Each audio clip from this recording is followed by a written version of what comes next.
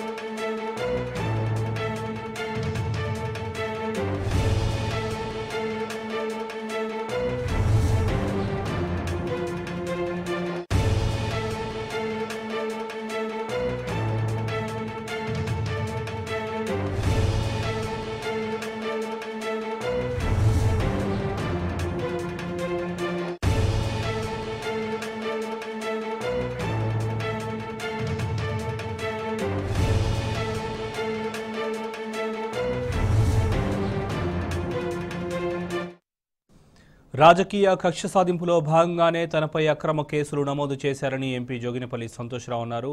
షేక్పేటలోని ఇంటి స్థలాన్ని కబ్జా చేశారని, ఫోర్జరీలకు పాల్పడ్డట్టు వస్తున్న వార్తలను ఆయన ఖండించారు. శ్యామ్ సుందర్ అనే వ్యక్తి నుంచి 2016లోనే పూర్తి చట్టబద్ధంగా తాను స్థలం కొనుగోలు చేశానని సంతోష్ రావు స్పష్టం చేశారు. 32 ఏళ్లుగా ఎటువంటి న్యాయ వివాదాలు లేని స్థలంలో తాను ఎటువంటి నిర్మాణాలు చేపట్టలేదని మీడియాకు వివరించారు. చట్టబద్ధంగా డబ్బులు పెట్టి కొనుక్కున్న స్థలంపై రాజకీయ దురుద్దేశంతో వివాదాలు సృష్టిస్తున్నారని ఆయన తెలిపారు. భూ కబ్జా ఆరోపణలపై ఎటువంటి విచారణకైనా సిద్ధమని జోగినపల్లి సంతోష్ రావు స్పష్టం చేశారు.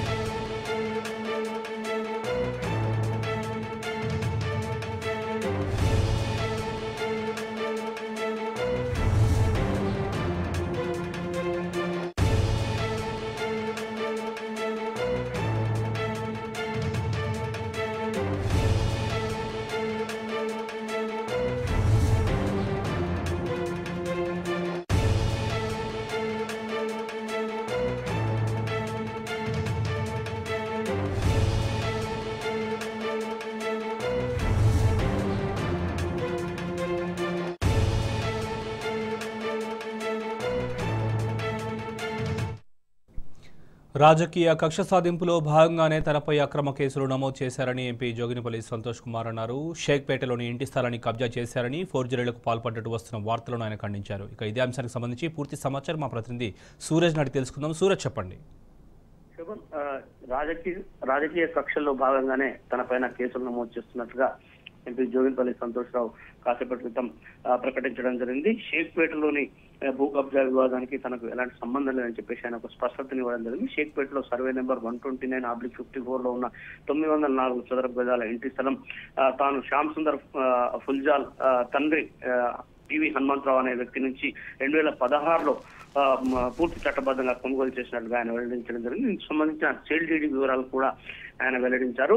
5,917/2016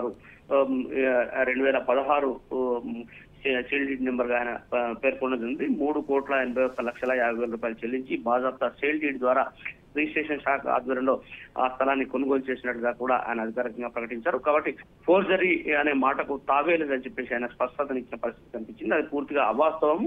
8 సంవత్సరాలుగా ఎలాంటి న్యాయ వివాదం తలెత్తలేదు.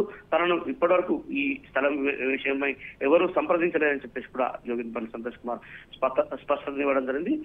తనకు ఇంటి స్థలాన్ని అమ్మిన శ్యామ్ సుందర్ ఆ భూమిని 1992లో సేల్ డీడీ నెంబర్ 1888/1992 ద్వారా కొనుగోలు చేసినట్టు కూడా ఒక పత్రికా ప్రకటన ద్వారా ఆయన వెల్లడించారు. అప్పటి నుంచి ఎలాంటి న్యాయ వివాదాలు లేవని చెప్పేసి కూడా ఆయన నాకు స్పష్టంగా తెలియజేసినట్టుగా కూడా జోగిన్పల్లి సంతోష్ కుమార్ వెల్లడించడం జరిగింది. అంటే దాదాపుగా 32 ఏళ్లుగా ఆ భూమి పైన ఎలాంటి న్యాయ వివాదాలు లేవని చెప్పేసి కూడా ఆయన ఈ ప్రెస్ నోట్ లో పేర్కొన్నారు. నేను కొనుగోలు చేసిన తర్వాత ఆ భూమిలో ఎలాంటి నిర్మాణాలు చేపట్టలేదని చెప్పేసి కూడా జోగిన్పల్లి సంతోష్ కుమార్ స్పష్టతనివ్వడం జరిగింది. శ్యామ్ సుందర్ అంతకన్నా ముందు వాళ్ళు చేపట్టిన నిర్మాణాలే ఇప్పటికీ కొనసాగుతున్నాయి. ఆ స్థలం గడిచిన 32 సంవత్సరాలుగా తనకు అమ్మిన వ్యక్తి లేదా తన అధీనంలోనే ఉన్నదని చెప్పేసి కూడా పేర్కొన్నారు. ఒకవేళ ఏమైనా న్యాయపరమైన అంశాలు ఉంటే ముందుగా తనకు లీగల్ నోటీసులు ఇవ్వాలి, వివరణ అడగాలి. కానీ అలాంటివి ఏమీ లేకుండా నేరుగా పోలీస్ స్టేషన్ లో ఫోర్జరీ పేరిట ఫిర్యాదు చేయడం పూర్తిగా రాజకీయ కక్షలో భాగమని చెప్పేసి ఆయన వ్యాఖ్యానించారు. వివాదాస్పద ఇంటి స్థలం 1350 గజాలని పోలీసులు మీడియా పేర్కొంటున్న విషయాన్ని కూడా ఆయన ఈ సందర్భంగా పేర్కొన్నారు. కానీ తనకు ఉన్నది 904 గజాల ఇంటి స్థలం మాత్రమే అని గమనించాలని చెప్పేసి కూడా ఈ సందర్భంగా పేర్కొన్నారు. దీన్ని బట్టి ఇది కేవలం రాజకీయ దురుద్దేశంతో నమోదు చేసిన కేసుగానే స్పష్టమవుతుందని చెప్పేసి కూడా ఆయన వ్యాఖ్యానించారు. తాను బాజాప్తా డబ్బులు పెట్టుకున్న ఆస్తిపైన అనవసరమైన నిందలు వేస్తూ ప్రజల్లో అపోహలు సృష్టిస్తున్నారని చెప్పేసి కూడా జోగిన్పల్లి సంతోష్ కుమార్ ఆరోపిస్తున్నారు. తాను ఎలాంటి కబ్జాలకు పాల్పడలేదని, తాను కొనుగోలు చేసిన భూమిపై ఎవరైనా విచారణ చేసుకోవచ్చని చెప్పేసి కూడా ఈ సందర్భంగా వెల్లడించారు. తనకు ఎలాంటి అభ్యంతరం లేదని చెప్పేసి కూడా ఆయన స్పష్టతనివ్వడం జరిగింది. న్యాయపరంగా ఎదుర్కోవాల్సిన ప్రతి అంశానికి సంబంధించి తాను సిద్ధంగా ఉన్నట్టు కూడా ఆయన వెల్లడించారు. 32 సంవత్సరాలుగా లేని వివాదం కొత్తగా ఇప్పుడు ఎందుకు తెర మీదకి వచ్చిందో దీన్ని బట్టి సులభంగా అర్థమవుతుందని చెప్పేసి కూడా ఆయన వ్యాఖ్యానించారు.